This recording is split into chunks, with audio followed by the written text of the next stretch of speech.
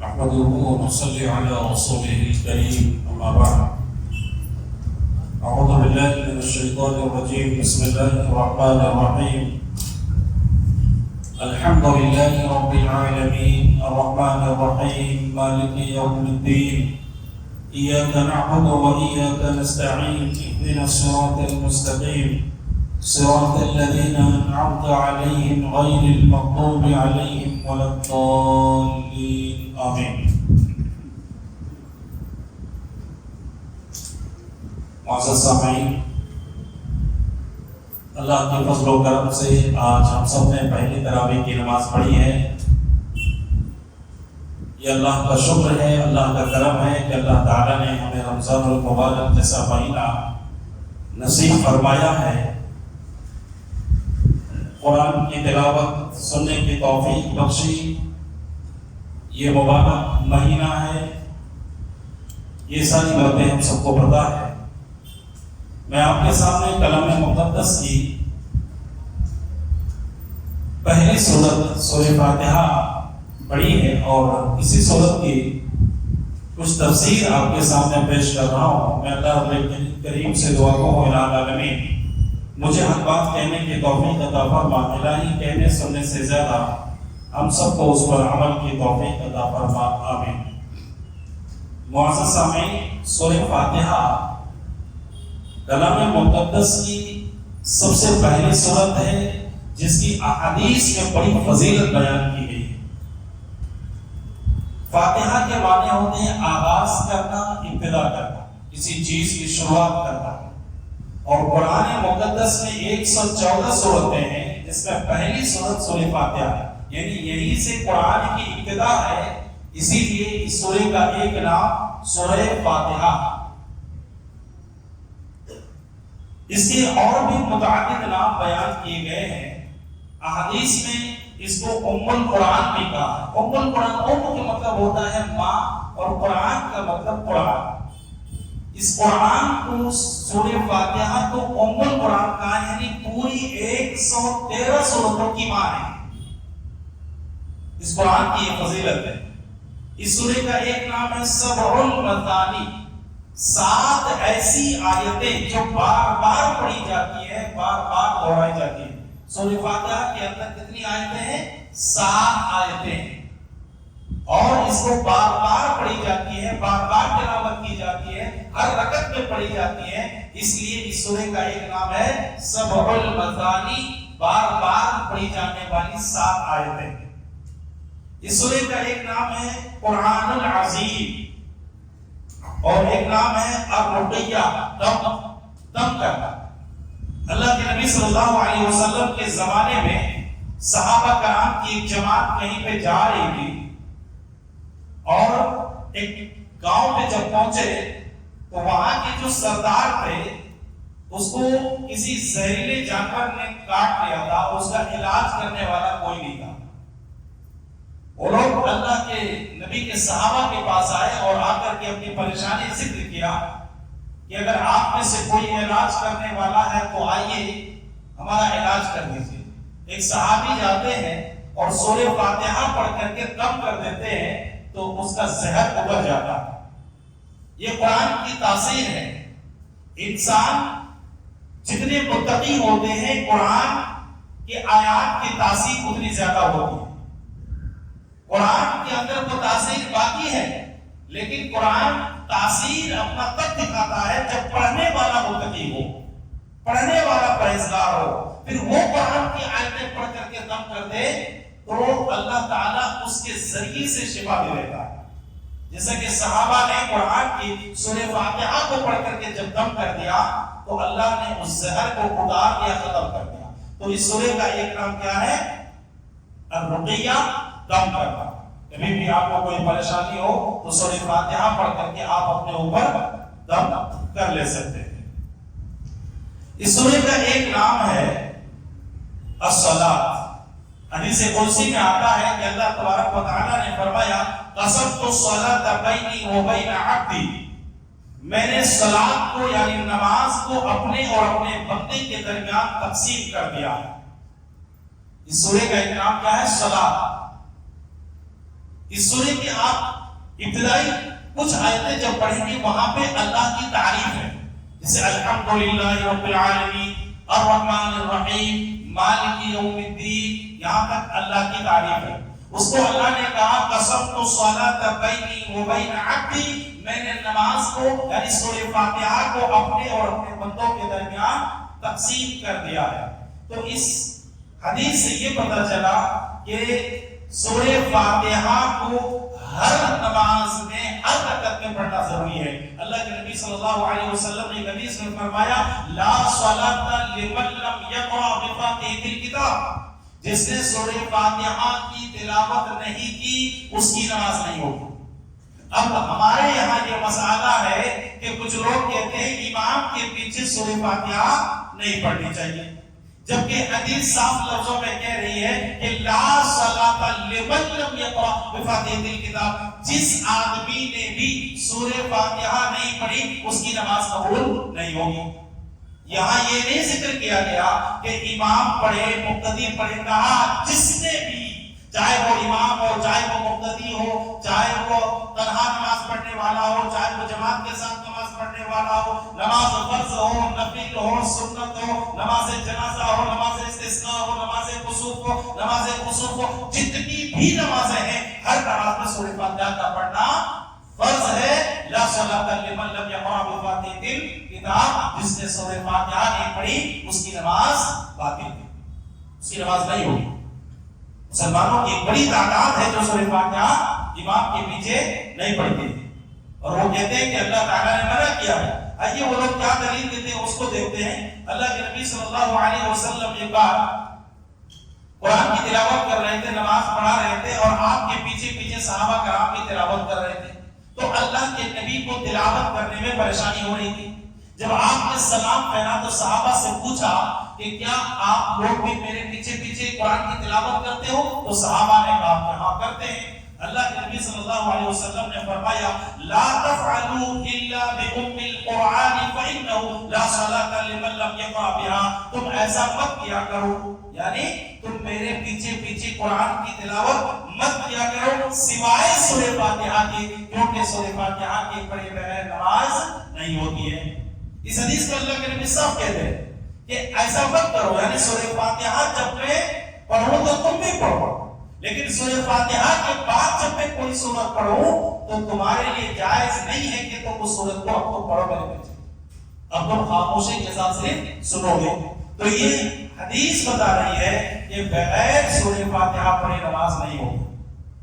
لوگ یہی دلیل دیتے ہیں، قرآن کی ایک آیت پڑھتے کہ وہ بتاتے ہیں کہ اللہ تعالیٰ نے قرآن میں فرمایا ہے کہ جب قرآن پڑھا جائے تو تم خاموشی کے ساتھ سنو۔ تو یہاں پہ اللہ تعالیٰ نے یہ آیت جو نازل کی تھی مشرکین مکہ کے تعلق سے نازل کی تھی۔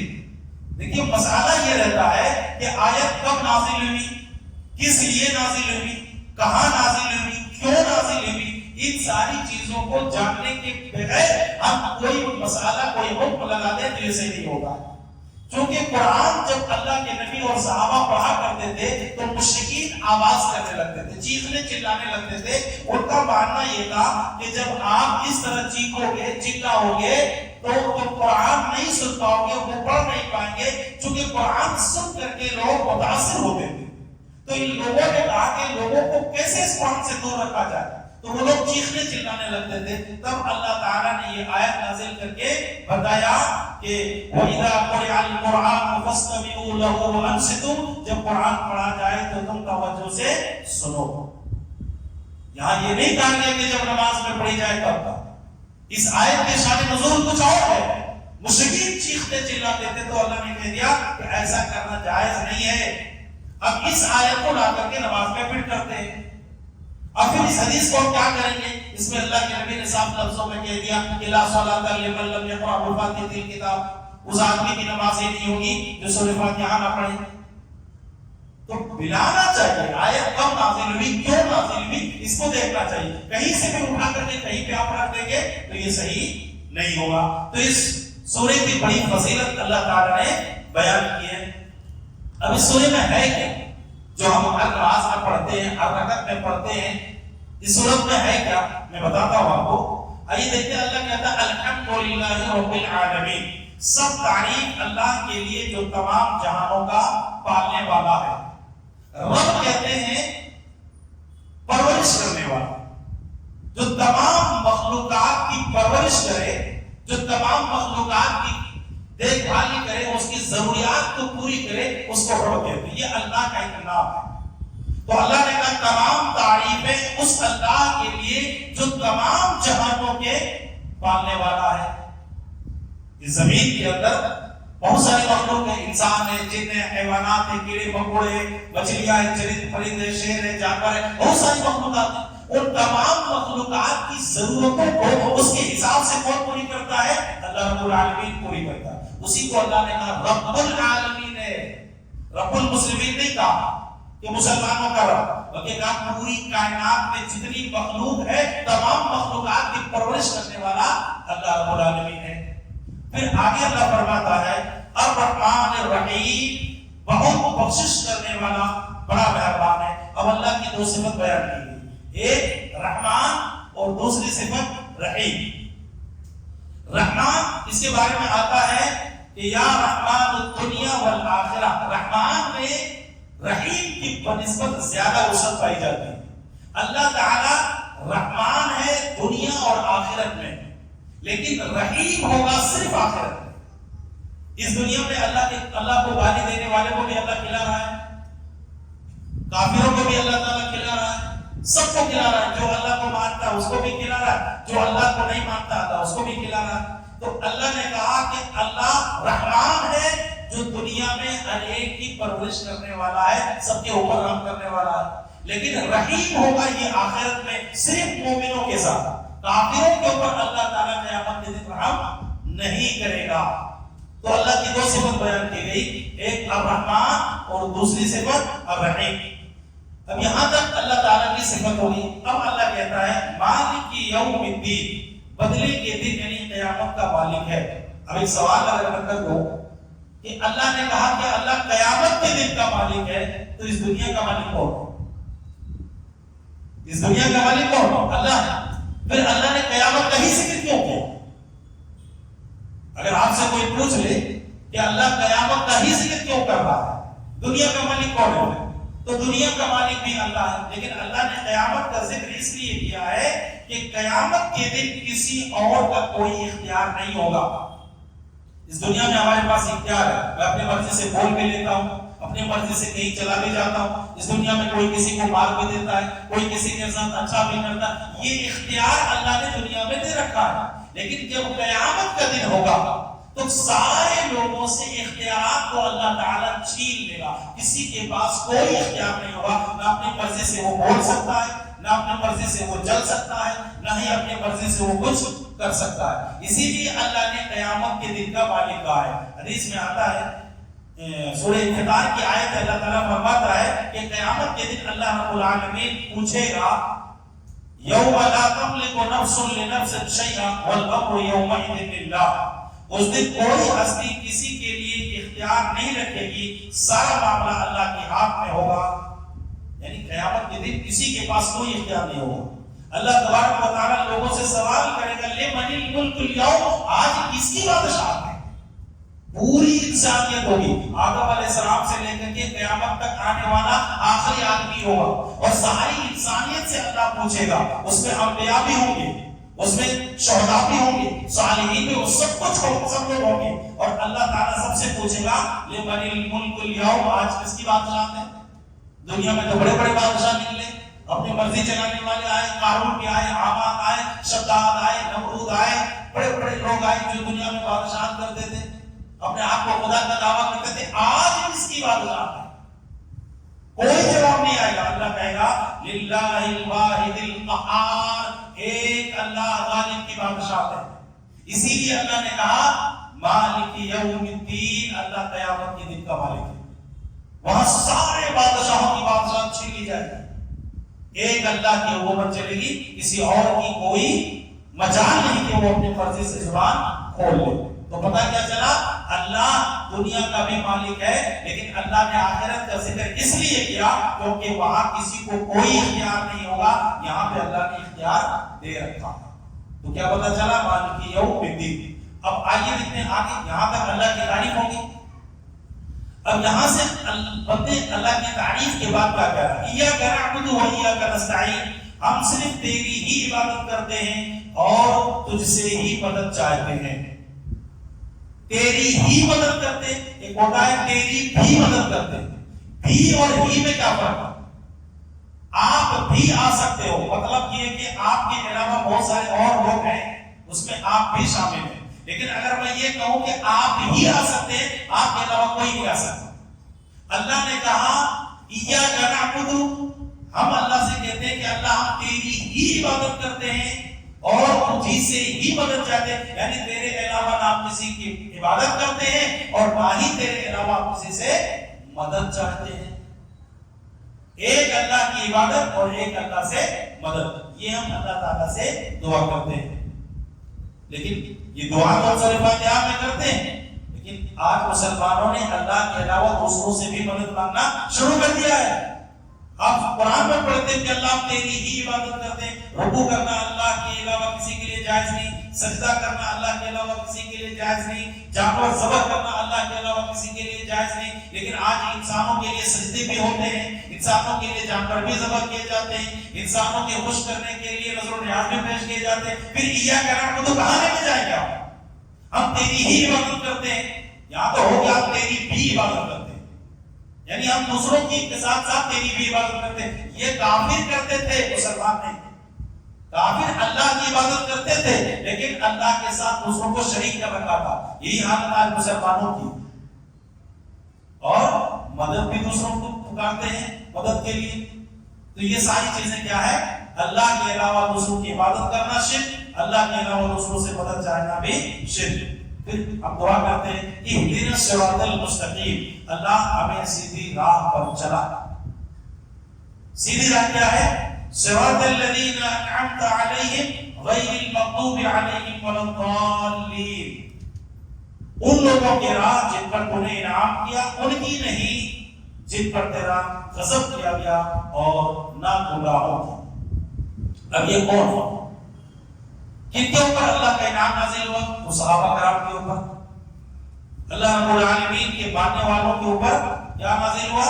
اللہ کی رحمتیں نازل ہوئی۔ اللہ کہتا ہے وَمَن يُطِعِ اللَّهَ وَالرَّسُولَ فَأُولَٰئِكَ الَّذِينَ أَنْعَمَ اللَّهُ عَلَيْهِم مِّنَ النَّبِيِّينَ وَالصِّدِّيقِينَ وَالشُّهَدَاءِ وَالصَّالِحِينَ وَحَسُنَ أُولَٰئِكَ رَفِيقًا۔ یہ ہیں وہ لوگ جن کے اوپر اللہ کی انعامات نازل ہوئی، انبیاء ہیں، صدیقین ہیں، شہداء ہیں، صالحین ہیں، اور اللہ نے کہا یہ بہترین ساتھی ہیں۔ جو اللہ اور اس کے رسول کی اطاعت کرے گا، اللہ قیامت کے دن ان لوگوں کے ساتھ رکھے گا، اور ان کے اوپر اللہ کا انعام نازل ہوا۔ اور غضب کن کے اوپر نازل ہوا؟ یہود اور نصارہ کے اوپر۔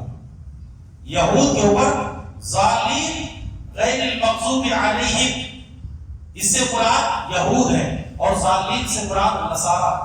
ہم اللہ سے کیا دعا کر رہے ہیں؟ اہدنا الصراط المستقیم صراط الذین انعمت علیہم غیر المغضوب علیہم ولا الضالین، اللہ ان لوگوں کے راہ نہ چلا جن کے اوپر تیرا غضب نازل ہوا اور جو گمراہ ہے اس کے راستے پہ نہ چلا، یعنی یہود اور نصارہ کے راستے پہ نہ چلا۔ دعا تو ہم نے اللہ سے یہ کی، لیکن ہمارے اعمال ایسے ہیں، ہم کرتے وہی ہیں جو یہود کرتا ہے، ہم کرتے وہی ہیں جو نصارہ کرتا ہے۔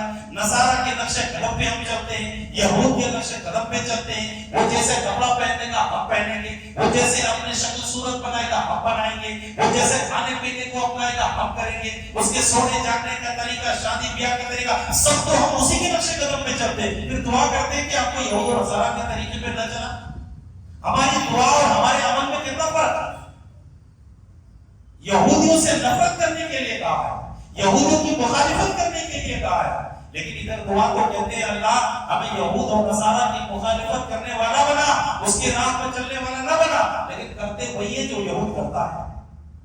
ہماری دعا اور ہمارے عمل میں کتنا فرق ہے؟ ہونا تو یہ چاہیے کہ انسان جو دعا کرتا ہے اس پر عمل کرنے کی وہ کوشش کرے۔ ہم جو اللہ سے، چونکہ اصل مسئلہ یہ ہے کہ ہم اللہ سے کیا مانگ رہے ہیں ہم کو پتہ ہی نہیں، اگر پتہ ہو جائے تو ہم پھر مخالفت نہیں کریں گے، کیونکہ جو چیز ہم مانگ رہے ہیں اسے حاصل کرنے کی کوشش کریں گے۔ جب ہم کو معلوم ہی نہیں ہے کہ ہم اللہ سے مانگ کیا رہے ہیں تو پھر اس کی حاصل کرنے کی کوشش میں ہم نہیں کرتے. تو پتہ کیا چلا کہ یہودیوں اور نصارہ کی مخالفت کرنی ہے اور صدیقین، شہداء، صالحین اور انبیاء جن کے اوپر اللہ کا انعام نازل ہوا ہے، جن کے اوپر ان کے نقشے قدم پر ہم کو چلنا چاہیے. سورہ فاتحہ میں یہ ساری باتیں اللہ تعالیٰ نے بیان کی. اللہ تعالیٰ سے دعا ہے الہ العالمین ہم تمام مسلمانوں کو کتاب اللہ اور سنت رسول پہ چلنے کی توفیق عطا فرما. الہی جب تک دنیا میں زندہ رکھ ایمان اور اسلام پہ زندہ رکھ، جب خاتمہ فرما ایمان بالخیر خاتمہ فرما. آمین. تقبل یا رب العالمین.